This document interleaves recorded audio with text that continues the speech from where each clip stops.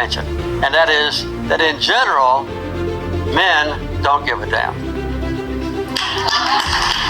That's true. The average man that might say, I'm against the abuse of women and girls, quietly accepts the privileged position that we occupy. And this is very similar to what I knew when I was a child, when separate but equal had existed, racial discrimination legally had existed for 100 years. From 1865 at the end of the war between the states, the Civil War, all the way up to 1900s. 1960s when Lyndon Johnson got the bills passed for equal rights.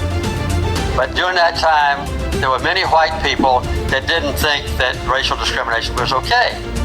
But they stayed quiet because they enjoyed the privileges of better jobs, unique access to jury duty, better schools, and everything else. And that's the same thing that exists today because the average man really doesn't care. Even though they say, I'm against discrimination against girls and women, they enjoy a privileged position. And it's very difficult to get the majority of men who control the university system, the majority of men that control the military system, the majority of men that control the governments of the world, and the majority of men that controls the great religions. So what is the basic thing that we need to do today?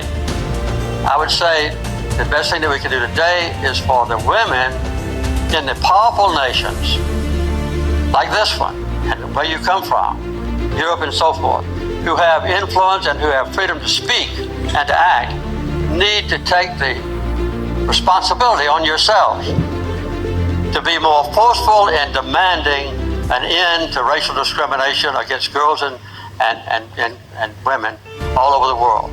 The average woman in Egypt didn't have much to say about her daughters getting genitally mutilated and so forth. I didn't go into detail about that. But I hope that out of this conference, that every woman here will get your husbands to realize that these abuses on the college campuses and the military and so forth, and in the future job market, need to protect your daughters and your granddaughters.